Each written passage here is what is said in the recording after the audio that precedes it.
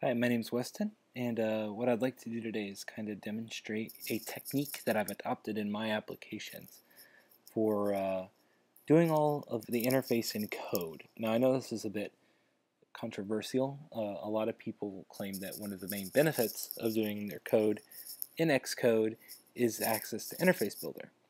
But I assert that Interface Builder is quite often more of a hindrance than a help. And it allows us to be we can get out product faster, but it's not quite as maintainable, in my opinion, and it's not easily transferable to other developers. And being on the receiving end of this several times, I figured I'd go ahead and just kind of show what I've been doing, and it'd be nice to maybe get some feedback on it. So first, what we're going to do, we're going to have Xcode up. I am demonstrating this in Xcode 5.1 using iOS 7.1. So go ahead and create a new project, empty project, tutorial 1. It's going to be an iPhone project, so go ahead and click next. And I'll put this in my tutorials. Okay, so first thing I'm going to do is I'm going to go ahead and run it. Do 4-inch. Just to show you that it is indeed a blank app. Full screen this. So, blank app, nothing special here. We've all seen this. So I'll go ahead and hit stop. What I'm going to do, I'm going to go ahead and clean this up here, make it a little easier for you to read. So what I do is I keep all my UI elements as properties. So we're going to do UI window, and then I like to do lazy loading. So if window, return window.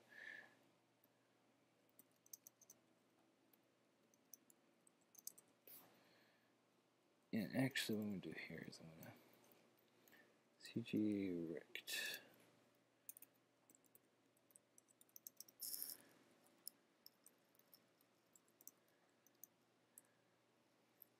So I like to do things this way. I like to create it all in the same line. If obviously that's what they do up here. But I think it obscures a lot of stuff, and it makes things difficult sometimes when you're debugging.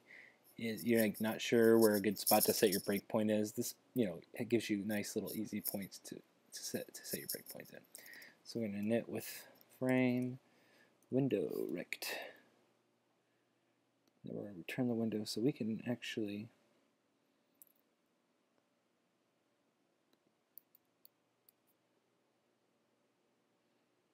get rid of that.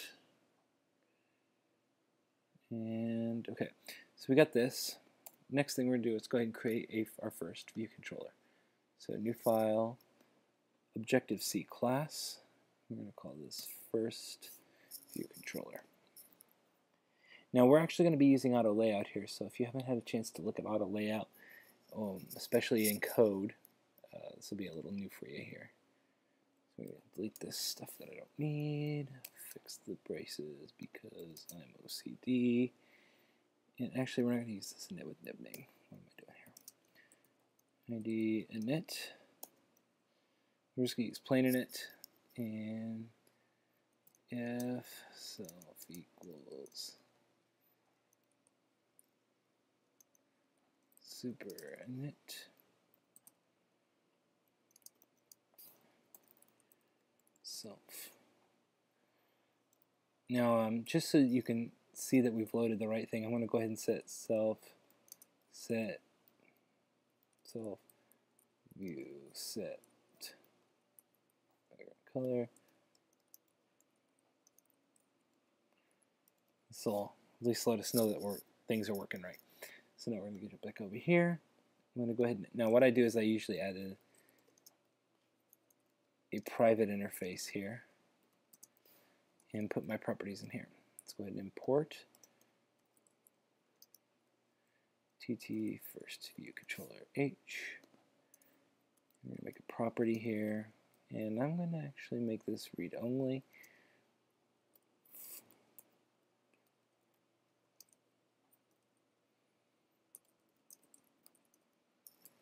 first view controller. So we got that there. We'll go ahead and, before we display our window, we're going to set the Windows first view controller. So set root view controller to be self.first view controller.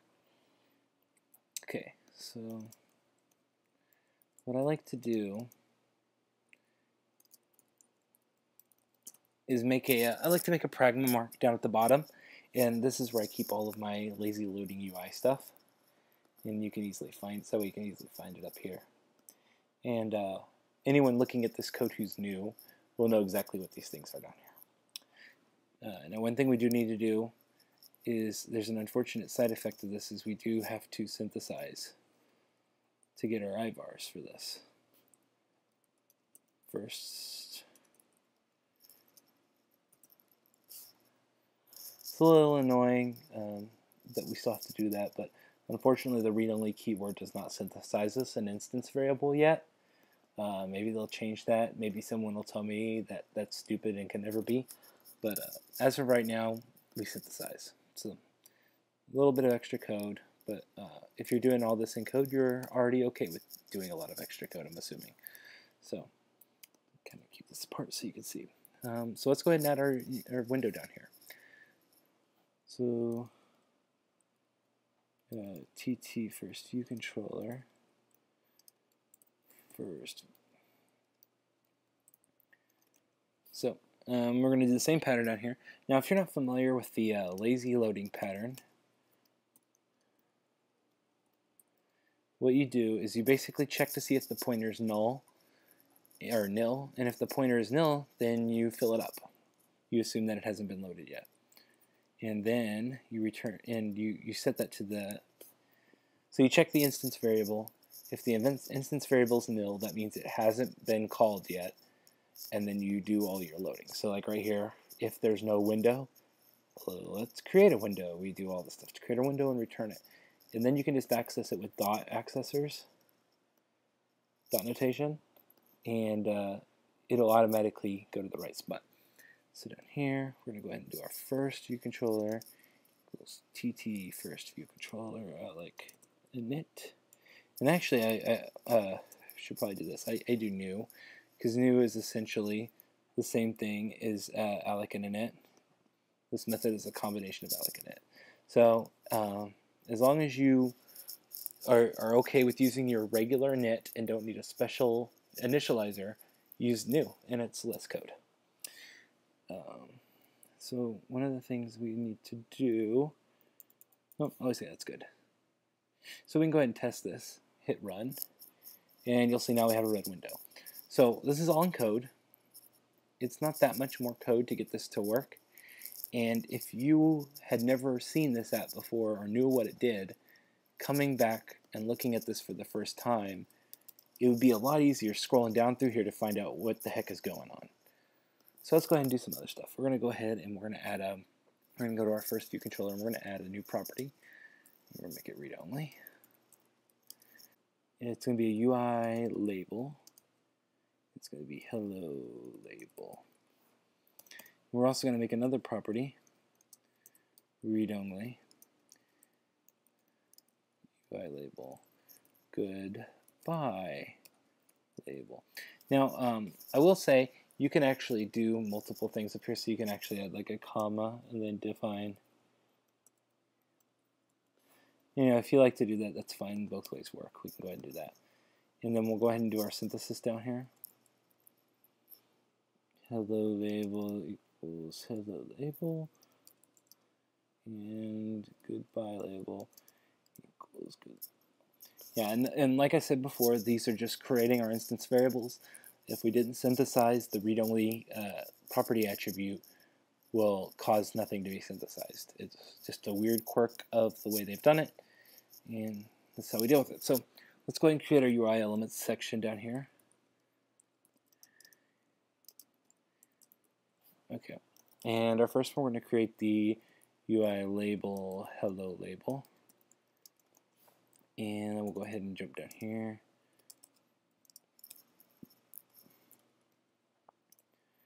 goodbye label. We'll go ahead and do our lazy loading pattern.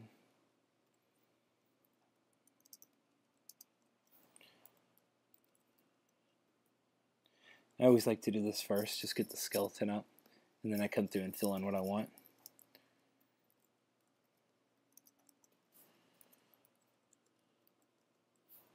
Okay, so we got those. Let's go ahead and initialize our hello label.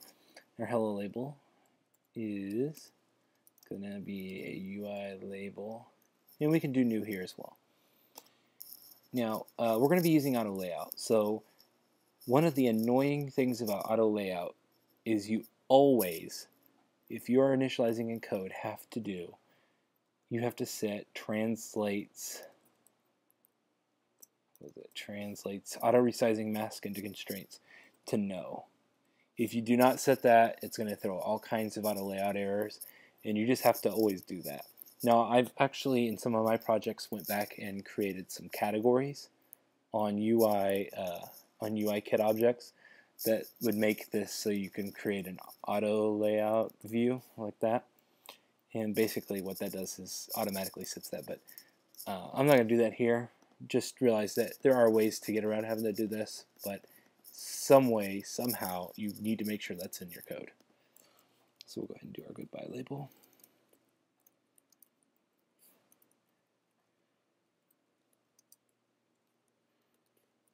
Now, what we're going to do next is we're going to give them some color so that you can tell where they are.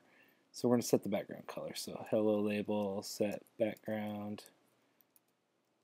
color, and we're going to set this to UI color blue color. That works. And goodbye label, we'll make it green. Oops, not hello label.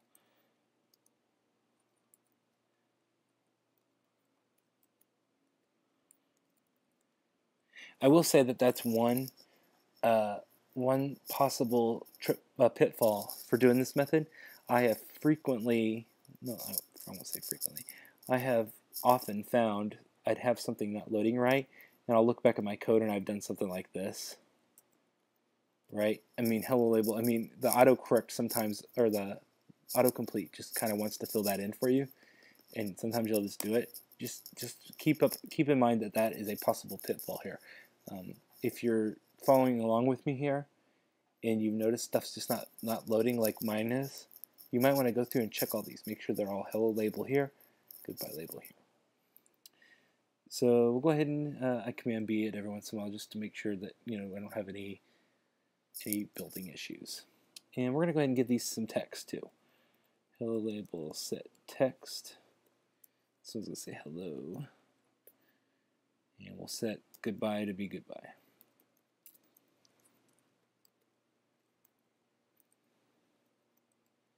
All right, so we got those in place. Now, auto layout. So what we're going to do, if you run it right now, you'll notice that we still just have our red screen, which is not what we want. We've built our objects, but they're not being instantiated. There's nothing running this code.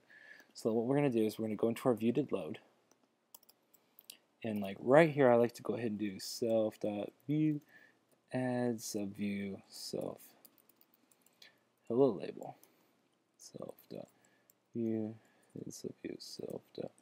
Now there's ways to do this where you can maybe make this not so verbose.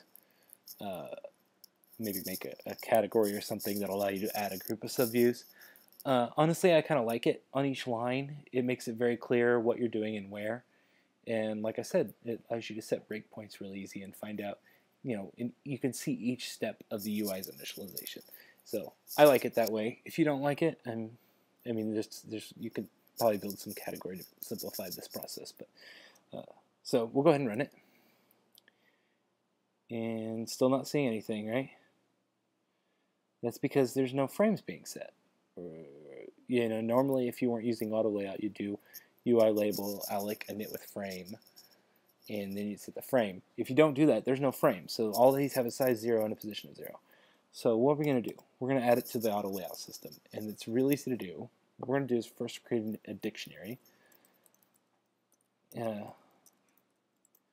There's a convenient method called NSDictionary of variable bindings. And what this is it's a weird quirk of the auto layout code we're going to be using here. But just kind of follow along and I'll come back and explain it. So we're going to add hello label and goodbye label. So this is kind of all of the views that we are going to put into the auto layout system. Then we're going to do self.view add add constraints. That's what it is. So we're going to add constraints, and this accepts an array. So what we're going to do is we're going to do NSLayoutConstraints with visual format. Now this has got a long method signature here. Oops. But follow along here. And I'll try to make this as painless as possible. Okay. So visual format, this allows you to use a ASCII art-like syntax to define the layout.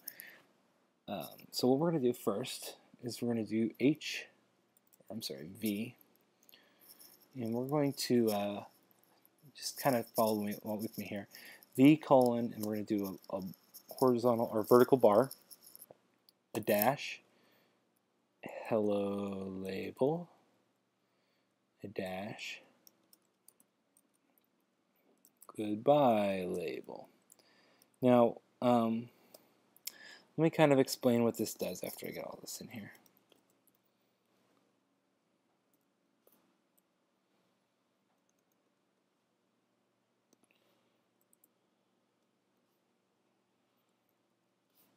Okay, so this is defining the vertical layout of the app. So if you look at this code and imagine it rotated 90 degrees with the V on the top, this is essentially a picture of what your UI is going to look like. This, the bar represents the top of the top edge of the subview. This bar is the super view. This bar here represents the bottom edge of the super view, and you have your labels in between. So it'll be top of the screen. Under that will be the hello label. Under that will be the goodbye label. Now each one of these dashes represents the standard spacing, which I believe is 8 screen points. So it should be screen 8 points, hello label 8 points, goodbye label 8 points. So those labels are going to be stretched out a little bit. What we need is we're going to need another one of these though. We're actually going to need 2 more, because we need to define the horizontal layout now. So it's really easy. All you got to do is change this. We're going to do the first one is just going to be hello label, and then we're going to do goodbye label. So what this is doing is the same thing, but from the side. So we're creating this basically is our column, and this is our first row. We're defining our row is going to be edge of view 8 points, hello label 8 points, edge of view, and then the horizontal is going to be edge of view 8 points, goodbye label 8 points, edge of view. So we'll go ahead and let me kind of explain the rest of the stuff here. The NS layout format direction leading to trailing means that it's in English it's going to go left to right, top to bottom. If you're in some Arabic languages, it'll go right to left. You can actually use this layout option to define a layout that will maybe for content, so that in like Arabic countries, where if somebody has the Arabic language set up on their device, it'll flip the view around. Not so much important, maybe this isn't the best choice for here, but we're just using it to illustrate an example. Metrics allow you to pass constant values for spacing, which we're not going to get into right now, but I just set that to nil. And then elements dict is basically this dictionary up here, and that is a list of all the elements that we're going to be using in this adding constraints. So we got some code here. Let's go ahead and hit run, and you can see what we got going.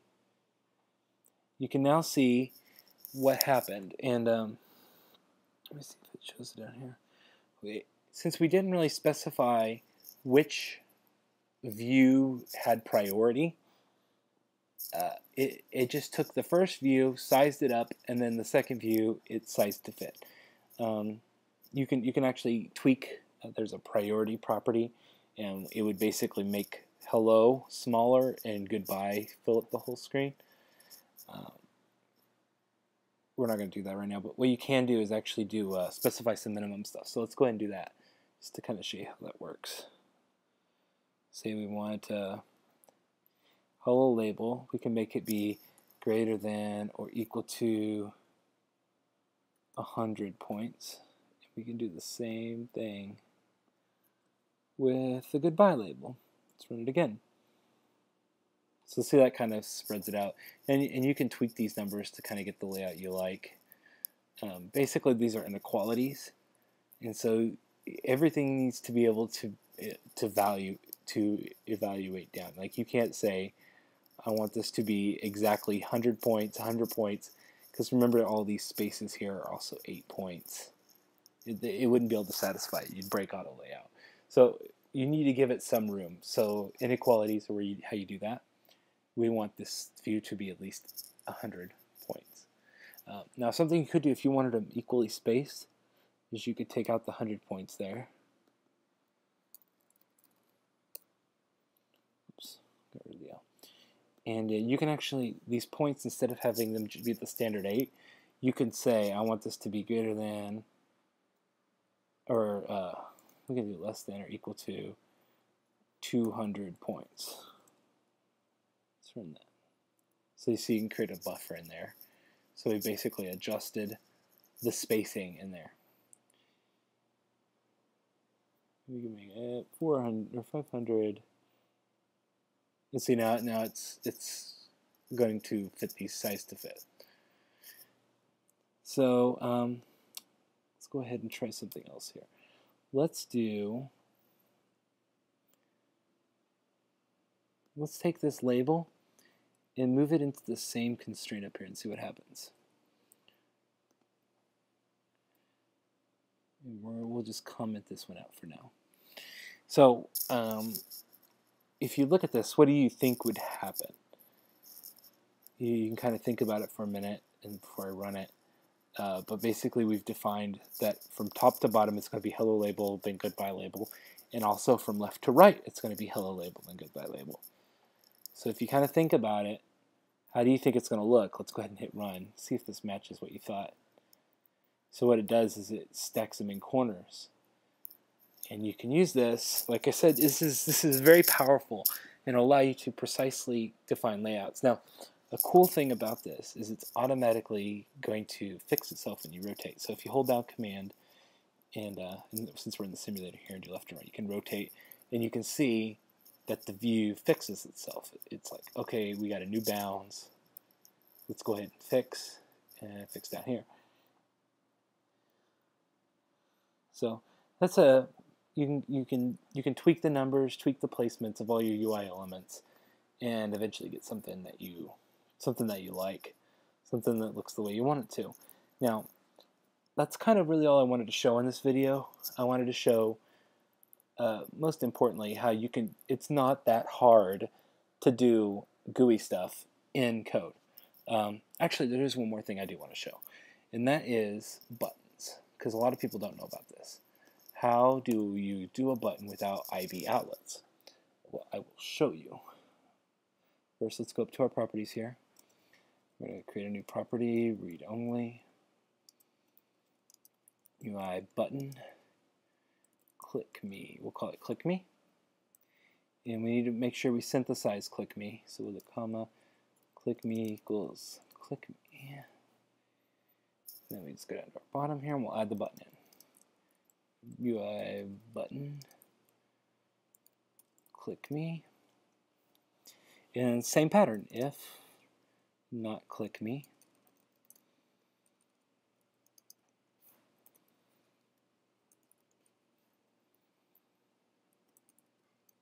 I find this sometimes it's almost zen-like. You go through and start doing this UI code.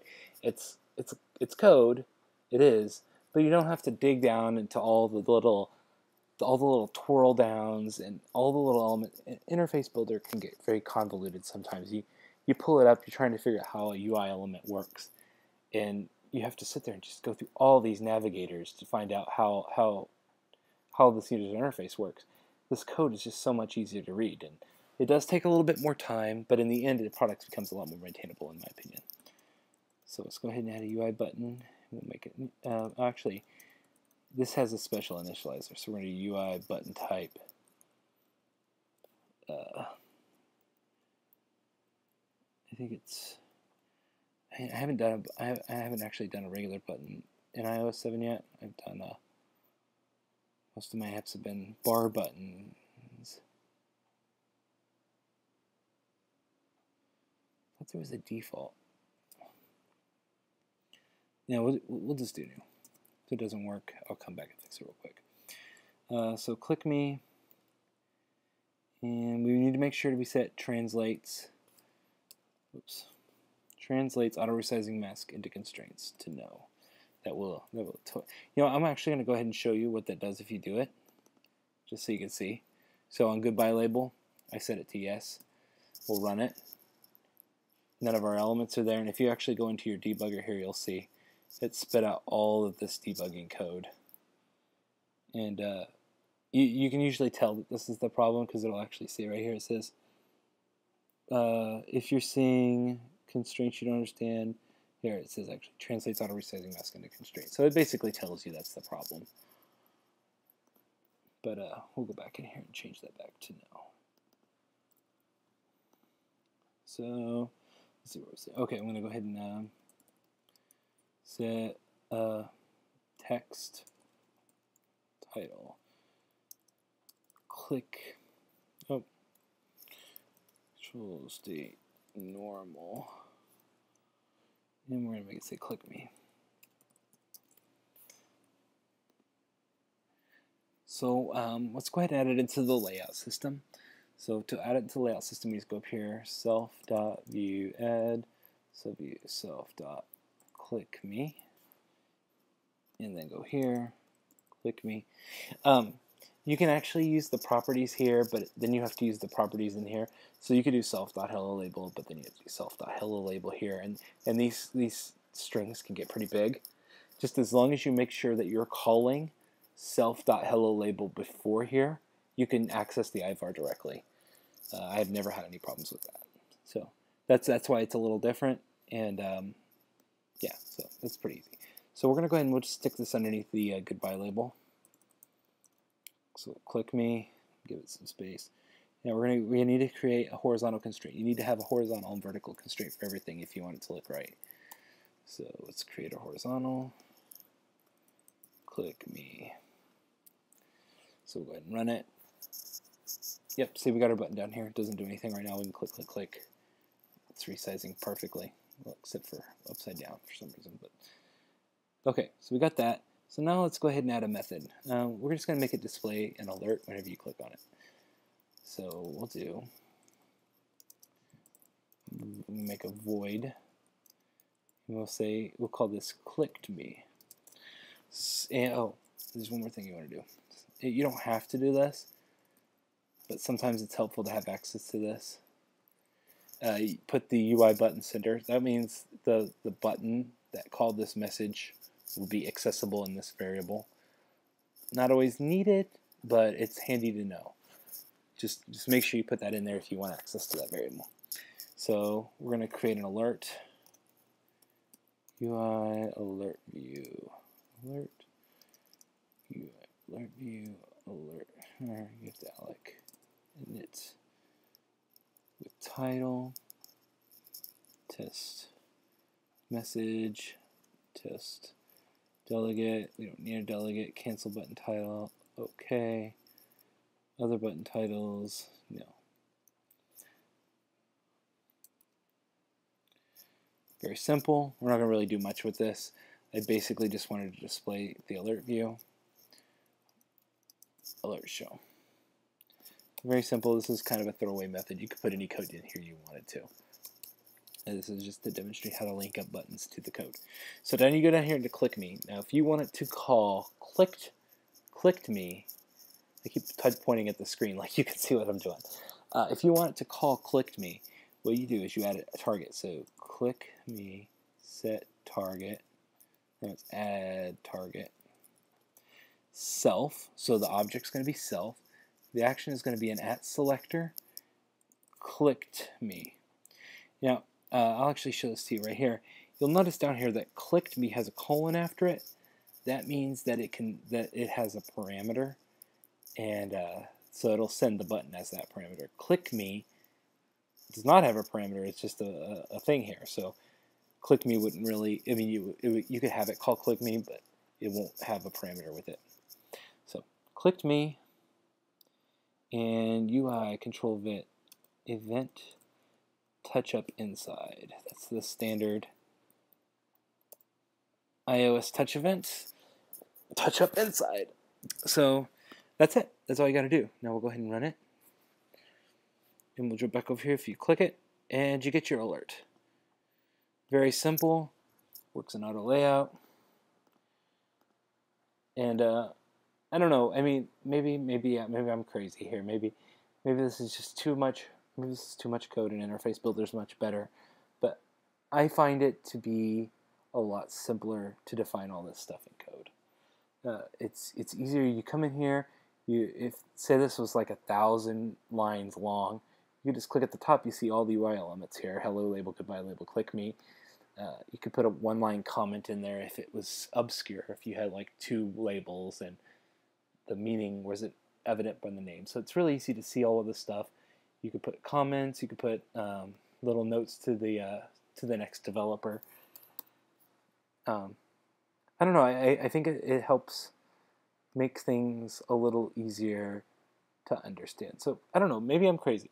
If I'm crazy, send me a comment. I'm at CronusDark on Twitter. I'll try to put that in the comments of the video.